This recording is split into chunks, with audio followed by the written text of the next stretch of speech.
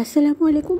Basic কিছু ফল যেমন apple, কলা, আঙ্গুর এই টাইপের ফল বাসায় থাকলে আমি কিন্তু ফ্রুট কাস্টার্ড বানিয়ে ফেলি, কারণ ফ্রুট কাস্টার্ড কিন্তু অনেক মজা হয়। তো চলুন কথা না বাড়িয়ে ইজিভাবে ফ্রুট কাস্টার্ডের রেসিপিটা আপনাদের সঙ্গে শেয়ার করি। আমি এখানে প্রথমে হাফ লিটার পরিমাণে দুধ নিয়েছি, গরুর দুধ।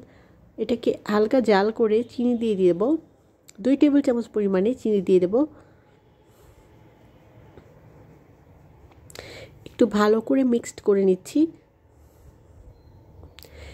এবার 2 টেবিল চামচ পরিমাণে কাস্টার্ড একটু পানির সঙ্গে গুলিয়ে এইভাবে দিয়ে দিচ্ছি দুধের মধ্যে, আর দিয়ে নাড়াচাড়া করব যেন দলা পেকে না যায়, আর এটা যেন একটু থকথকে ভাব চলে আসে। একটু ঘন হলেই হবে। বেশ কিছুক্ষণ জাল করে নেওয়ার পর কিন্তু দুধটা হালকা ঘন হয়ে যাবে, আর এটি ঠান্ডা হলে আরেকটু ঘন হবে। তো আমি এই অবস্থাতেই দুধটা অফ করে দিব আর সাইডে রেখে দেব এটাকে একদম ঠান্ডা নর্মাল টেম্পারেচারে আসার জন্য। এদিকে দুধটাকে ঠান্ডা হতে দিয়ে আমি একটি পাত্রে ফলগুলো নিয়ে নিচ্ছি। আমি এখানে 3 টাইপের ফল ইউজ করেছি। লেফট ওভার কলা ছিল, সেটা দিয়েছি, অ্যাপেল, আর দিয়েছি কিছু আঙ্গুর। এগুলো আমি ছোট করে কেটে নিয়েছি। এবার এটি একটি পাত্রে দিয়ে দিচ্ছি।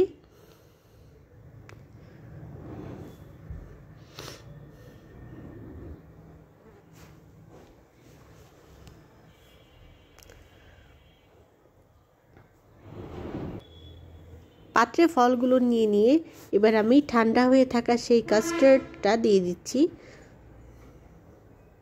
অবশ্যই ঠান্ডা করে দিতে হবে, গরম অবস্থায় দেওয়া যাবে না।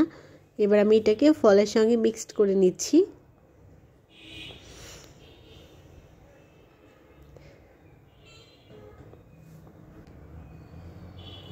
উপর দিয়ে হালকা কিশমিশ আর বাদাম দিয়ে দিচ্ছি। এবার এটা কিন্তু ফ্রিজে রেখে 2-3 ঘন্টা পর খেলে অনেকটা জমে আসবে, আরও খেতে আরও মজা লাগবে। বাচ্চারা অনেক সময় কিন্তু ফল খেতে চায় না। বাচ্চাদেরকে এইভাবে যদি কাস্টার্ডের সঙ্গে ফল দেওয়া যায় তাহলে কিন্তু অনায়াসে তারা খেয়ে নেয়, কারণ কাস্টার্ডের একটি সুন্দর ফ্লেভার আছে ভ্যানিলার। তো অনেক ইজিভাবে আমার কাস্টার্ডটা তৈরি হয়ে গেল।